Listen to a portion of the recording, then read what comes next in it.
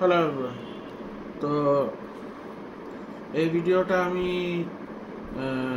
বলবো হচ্ছে আমাদের একটা অর্গানাইজেশন আছে কেয়ার গিভার্স কলকাতা বলে, ঠিক আছে?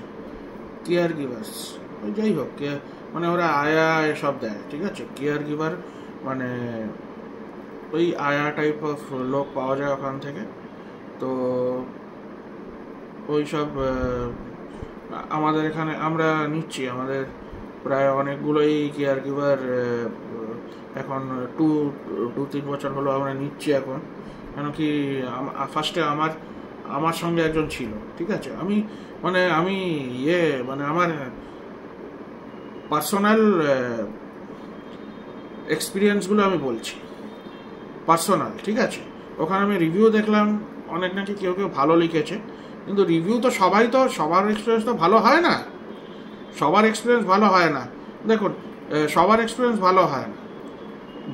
খারাপ ভালো নিয়েই সব কোম্পানি চলে।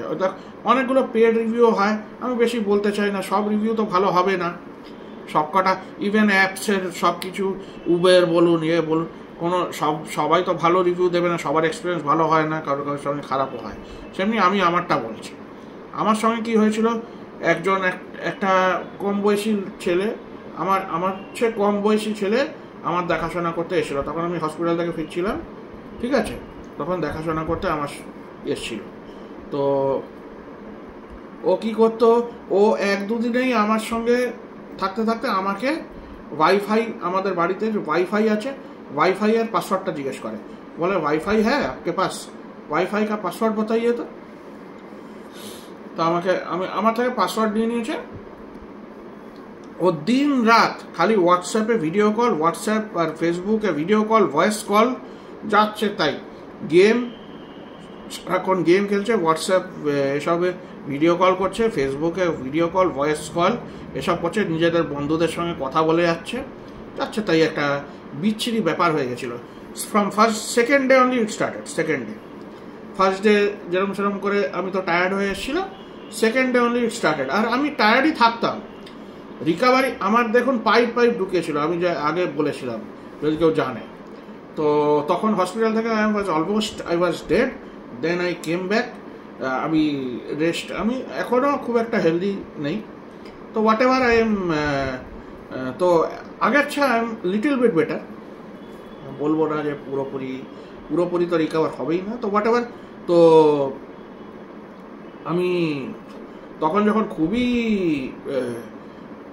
হাঁপাতাম, খুবই বাজে অবস্থা ছিল, তবুও কখনো কখনো আমাকে হাঁটাতেও যেত। তো মাই বলেছিল হাঁটাতে যাও, হাঁটাতো, ঠিক আছে? কখনো কখনো হাঁটাতে যেত, সকালে কি বিকেলে। আমি তো পারতাম না, ভেরি আনহেলদি অ্যাভার্স। আনহেলদি মানে কি, আমি পারতাম না, সত্যিকারে বলছি। আমি হাঁটতে কিছু পারতাম না, একটুখানি গিয়ে চলে আসতাম। তবুও হাঁটাতো, আমাকে এইদিক ওইদিক নিয়ে যেত, আমি পারতাম না। তো যাই হোক, তো এর ব্যাড হ্যাবিটস, ওই যে হোয়াটসঅ্যাপ খালি সারাক্ষণ ভিডিও কল, ভয়েস কল করে যেত। আর তারপরে ও চানও করতো।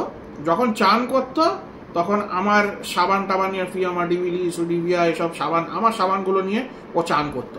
ইভেন আই থিঙ্ক টুথপেস্টও মনে হয় নিত, কোলগেট না কী সব রাখা থাকতো। অন্য আমার এক্সপেন্সিভ টুথপেস্ট সব আমি অ্যামাজন থেকে আনাতাম, ঠিক আছে? ওখান থেকে এক্সপেন্সিভ টুথপেস্টগুলোও মনে হয় নিত, ঠিক আছে? নিজের ব্রাশ হয়তো ছিল, আমি জানি না কি, টুথপেস্ট, শ্যাম্পু, সাবান সব নিত, ঠিক আছে? খুব বাজে এক্সপিরিয়েন্স আমার হয়েছিল, খুব বাজে এক্সপিরিয়েন্স। তো সেটা আর and he also stole my Bluetooth speaker steal করেছিল, আমার পাওয়ার ব্যাংক স্টিল করেছিল। আমি কিনেছিলাম, তো সেগুলো আমি এনেছিলাম, তো এখানে এসে হাওয়া হয়ে গেছে। ছোট, বেশি দাম না, কিন্তু যাই হোক, ওকে প্রায় ওদেরকে প্রায় 1 লাখ রুপিস, প্রায় 2 মাস ছিল, তো 2 মাসের 1 লাখ কি 2 লাখ রুপিস দেওয়া হয়েছিল তখন, ঠিক আছে? এখন যে আসছে সেও 50,000 করে পার মান্থ নিচ্ছে। একজন লেডি ছিল, সে 25,000 না কত নিত, কিন্তু তার খাওয়া দাওয়া বাড়িতেই ছিল, আমাদের বাড়িতেই করতো। এদের খাওয়া দাওয়া বাইরে, তো ওদের 50,000 কি 1 লাখ করে এরা নেয়, ঠিক আছে? ডিফারেন্ট কাজের জন্য ডিফারেন্ট এক্সপেন্স ওরা হয়তো নিতে থাকে। কত আই এম নট শিওর, কত রেঞ্জের কত থাকে। ঠিক আছে, ওরা কিন্তু খালি যে শিখ তারই কাজ করবে, নট ফর যেমনি কাজের লোক আমরা পাই সেমনি না, সবার রান্না করে দিচ্ছে, সবার কাপড় ধুয়ে দিচ্ছে, এরকম কিন্তু না। খালি যে অসুস্থ তারই কাজ করবে, ঠিক আছে, তারই। আমি জানি না কে এরা তো কাপড় টাপড় কেউই ধোয় না, কাপড়ও ধোয় না, খাবারও কেউ বানায় না আমার বাবার জন্য, সবই আলাদা লোক আছে, ঠিক আছে। তো আমি জানি না ওরা কি অন্য জায়গায় করে এগুলো কি করে না, আমি ডোন্ট নো। তো আরেকজনও ছিল। আর এরা কিন্তু থিফ, এরা কিন্তু চুরি করতো, এই ছেলেটা পুরো চুরি করতো। এখন যে আছে, আর এখন যে আছে, এখন একজন 10-12 দিনে ছেড়ে দিয়েছে, 10-12 দিন ছিল ছেড়ে দিয়েছে।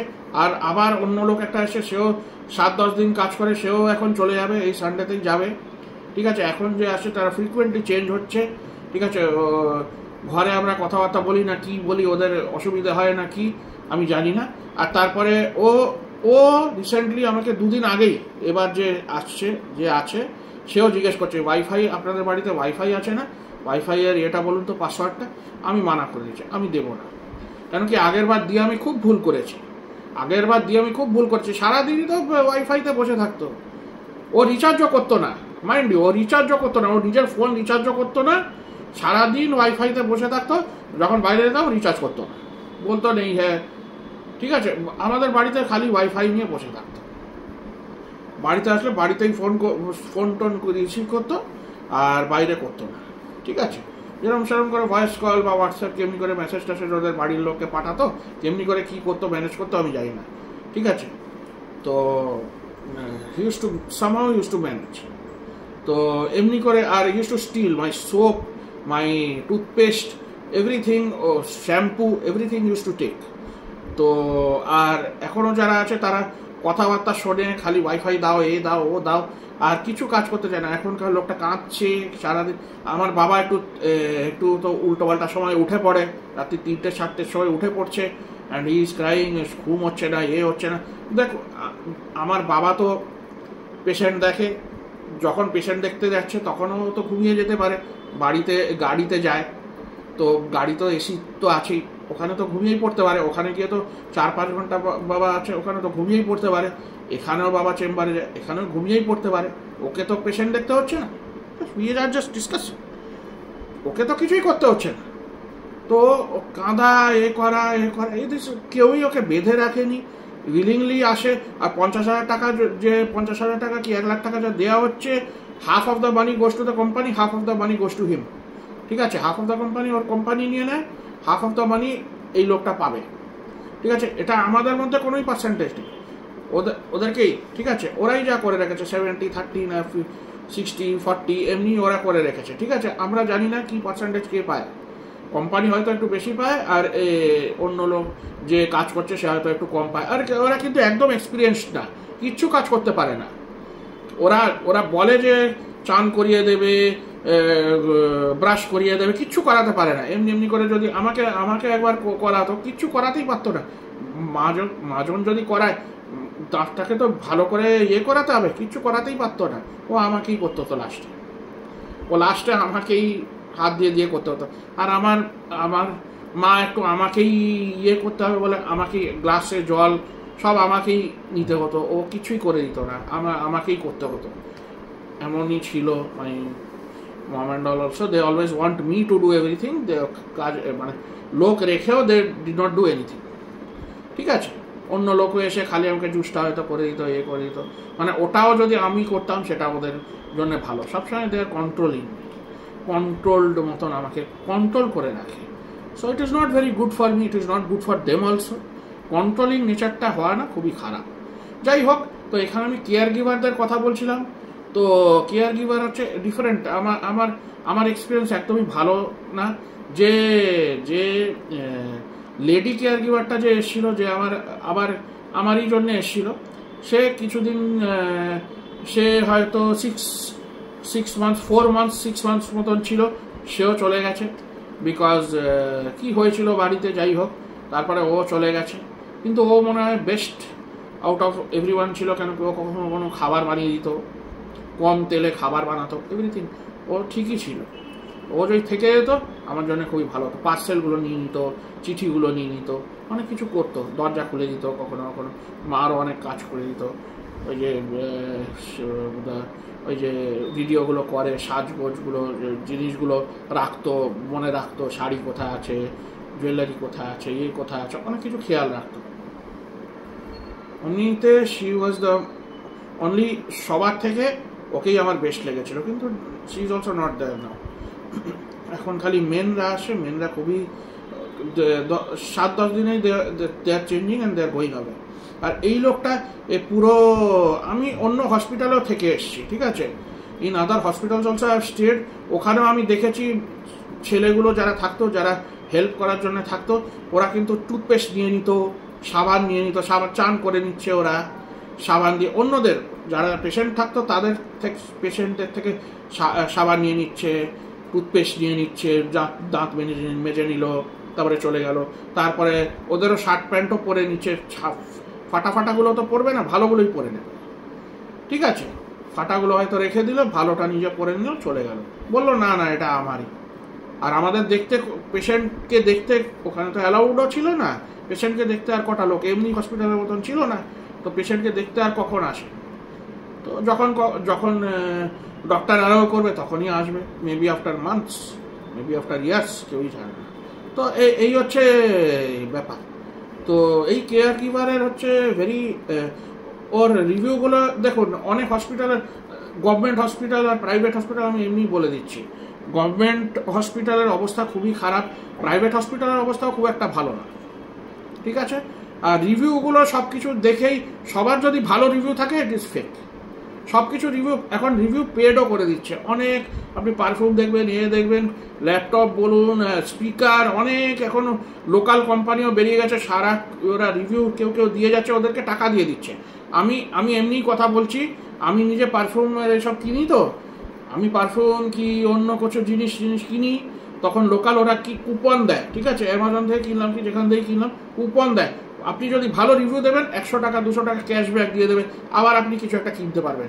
আমি হয়তো কিছু রিভিউ দিই না, ঠিক আছে, আমি কি দেবো, ভালো অতটা হয় না, তো আমি রিভিউ বেশি দিই না, আমার 100-200 টাকার দরকারও নেই, আমি পরে আমি আবার নিজের টাকা দিয়ে আবার অন্য কিছু কিনি, এসব আমি কিনি না, রিভিউ এসব বানাই না, ঠিক আছে। অন্যরা তো এইসব রিভিউ দিয়ে, ওরা ক্যাশব্যাকের জন্য রিভিউ বানিয়ে ওরা সবসময় ভালো রেটিং দিয়ে দেবে, আমি কি দেবো, আমার যেমনি ভালো লাগলো তো ভালো দিলাম, খারাপ লাগলো তো খারাপই বললাম।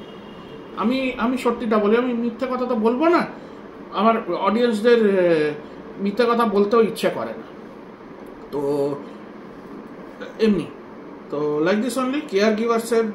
So everywhere if you read good reviews, it is not true, কিছু খারাপ রিভিউও থাকবে, সব প্রোডাক্টের মধ্যেই থাকে, ঠিক আছে, it will not be every review will not be good.